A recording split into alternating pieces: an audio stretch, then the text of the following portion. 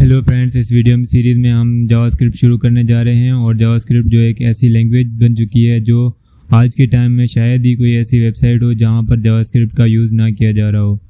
तो इस video series में यही शुरू करने वाले हैं। इस वीडियो में ख़ास तौर पर इसकी इंट्रोडक्शन देने वाला हूं। यहाँ पर हम कोई इसकी हिस्ट्री के बारे में नहीं देखने वाले कि जावास्क्रिप्ट कब शुरू हुई थी, किसने बनाई थी, ऐसा कुछ नहीं। Now come to the point, हम यही बात करने वाले हैं कि जावास्क्रिप्ट है क्या, इसके बेनिफिट्स क्या हैं और आपको इसको कोड कैसे करना है। तो आइए शुरू करते हैं। यहाँ पे आपको जावास्क्रिप्ट समझने से पहले आपको ये समझना पड़ेगा कि वेब में दो तरह की स्क्रिप्टिंग लैंग्वेजेस चलती हैं। एक होती है आपकी क्लाइंट साइड स्क्रिप्टिंग लैंग्वेज और दूसरी होती है सर्वर साइड स्क्रिप्टिंग लैंग्वेज। तो आइए पहले इस क्लाइंट साइड स्क्रिप्टिंग को देखते हैं। यहाँ देखिए, आपकी साइट का कोई विजिटर है, वो पर्टिकुलरली आपकी साइट है, उसकी रिक्वेस्ट अपने ब्राउज़र में देता है। तो रिक्वेस्ट सबसे पहले जाती है आपके सर्वर पे। तो जो सर्वर है वो अगर देखता है कि साइट में कोई क्लाइंट साइड स्क्रिप्ट लगी हुई है तो वो सारी की सारी जो स्क्रिप्ट की फ़ाइल है वो आपके सिस्टम में प्रोवाइड कराता है। मतलब इस सर्वर से सारी क्लाइंट साइड स्क्रिप्ट आपके पहले ब्राउज़र पे लोड होगी और फिर रन होगी।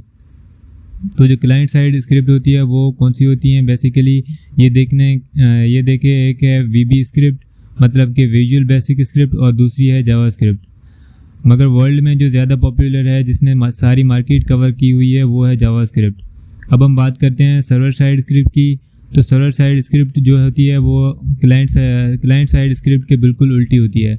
इसमें क्या होता है कि जो आपकी सर्वर साइड स्क्रिप्ट है वो आपके ब्राउज़र में लोड नहीं होगी। जब भी कोई क्लाइंट सर्वर साइड स्क्रिप्ट की रिक्वेस्ट करेगा तो वो क्या है, सर्वर पे ही रन होगी और जो आपको जो रिटर्न में देगा वो सिर्फ देगा HTML। तो इस तरह की जो सर्वर साइड स्क्रिप्टिंग लैंग्वेजेस होती हैं वो होती हैं, जैसे हमने यहाँ पे कुछ एग्जांपल्स लिखे हैं, जैसे PHP, .NET और Python। इसके अलावा भी और भी बहुत सारी लैंग्वेजेस हैं, जैसे रूबी है, गो है। तो बेसिकली आपको यहाँ पता लग गया होगा कि जावास्क्रिप्ट सीखने वाले हैं तो वो है क्लाइंट साइड स्क्रिप्टिंग लैंग्वेज। मतलब कि सर्वर से पूरी की पूरी फाइल लोड होगी और उसके बाद ही रन होगी। अब यहाँ पे हम बात करते हैं जावास्क्रिप्ट की, जो इतनी पॉपुलर लैंग्वेज है, उसका यूज़ क्या है वेब में। बेसिकली इसको ज़्यादा यूज़ इसलिए किया जाता है क्योंकि ये एक इवेंट बेस्ड प्रोग्रामिंग लैंग्वेज है। मतलब कि जो भी क्लाइंट साइड स्क्रिप्टिंग लैंग्वेज होती हैं वो इवेंट बेस्ड प्रोग्रामिंग होती हैं। यहाँ पर मैंने आपको कुछ एग्जाम्पल्स दिखा रहा हूँ इवेंट क्या होते हैं। जैसे कि पर्टिकुलर आप चाहते हैं कोई भी बंदा आपकी साइट पे विज़िट करता है, किसी भी पोर्शन पे क्लिक करे तो आप उससे कुछ करवाना चाहते हैं।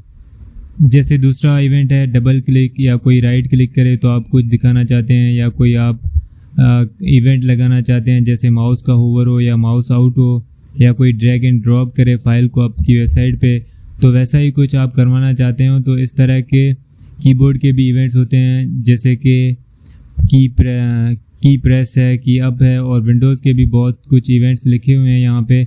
जैसे लोड है, जब वेबसाइट लोड हो तो आप कुछ करवाना चाहते हो, या अनलोड, जैसे ही आपकी वेबसाइट को कोई छोड़ के जाने लगा हो किसी और वेबसाइट पे, या टैब को बंद करने लगा हो, तब आप कुछ करवाना चाहते हैं। यहाँ पे विंडोज़ रीसाइज और स्क्रॉल के भी इवेंट्स हैं, तो इसमें विंडोज़ के भी इवेंट्स हैं। इसके अलावा और भी बहुत सारे इवेंट्स हैं जो कि मैंने सारे डिस्क्राइब नहीं किए, तो हम वो आगे आने वाली फ्यूचर वीडियोस में देखेंगे। अब हम देखते हैं कि जावास्क्रिप्ट के बेनिफिट्स क्या हैं। आप जावास्क्रिप्ट सीखकर क्या क्या कर सकते हो। तो देखिए, आप वेब डेवलपमेंट कर सकते हैं, मतलब आप वेबसाइट बना सकते हैं, आप डेस्कटॉप एप्लीकेशन भी बना सकते हैं इससे। और अब जो फ्यूचर चल रहा है मोबाइल ऐप डेवलपमेंट का, तो आप इस जावास्क्रिप्ट को सीखकर मोबाइल ऐप डेवलपमेंट भी कर सकते हैं। तो आइए समझते हैं कि पहले अगर आपको वेब डेवलपमेंट में जाना है तो आप इसमें क्या क्या कर सकते हैं और आपको क्या सीखना चाहिए। तो देखिए, जावास्क्रिप्ट सीखने के बाद यहाँ पे एक बहुत पॉपुलर लाइब्रेरी है jQuery। आप jQuery सीखकर इसके प्लगइन्स आते हैं, बिल्ट इन प्लगइन्स हैं, वो यूज़ कर सकते हैं। और इसके अलावा आप एक इंटरेक्टिव और आजकल के मॉडर्न ऐप्स भी बनाना चाहते हैं तो उसके लिए AngularJS, React.js, Vue.js और Node.js सीख सकते हैं। JS का मतलब ये है कि जावास्क्रिप्ट। और अगर आप डेस्कटॉप एप्लीकेशंस बनाना चाहते हैं तो डेस्कटॉप एप्लीकेशंस बनाने के लिए आप Electron.js सीख सकते हैं। आप अपनी जावास्क्रिप्ट सीखने के बाद तो ये भी जावास्क्रिप्ट की लाइब्रेरी है और ये जो इलेक्ट्रॉन जेएस है ये कॉम्बिनेशन है एंगुलर जेएस और नोड जेएस का। इसके अलावा आप सीख सकते हैं mobile app development. Mobile apps के लिए आप angular JS, react JS, Vue JS, react native जो कि रिएक्ट पे ही बनी हुई है, और नोड जेएस सीख सकते हैं। यहाँ पर मैं एक चीज़ बताना चाहूँगा, जो नोड जेएस है वो आपका सर्वर साइड स्क्रिप्टिंग का भी काम करती है।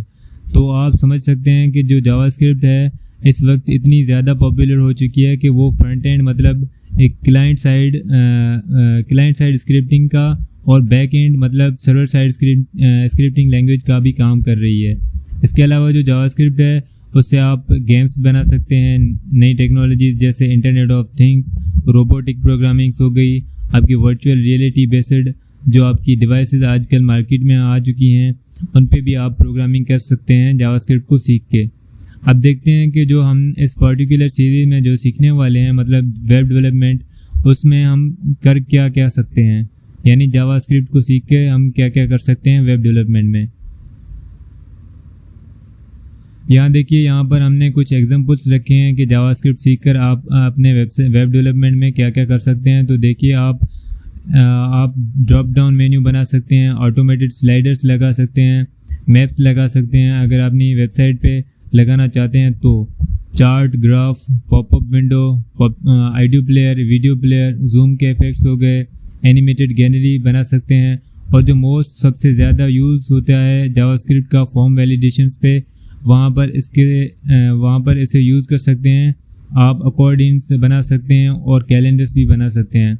तो आप समझ रहे होंगे कि जावास्क्रिप्ट जो है कितनी ज़्यादा पॉपुलर है। आपको भी वेबसाइट बिना जावास्क्रिप्ट के बना ही नहीं सकते।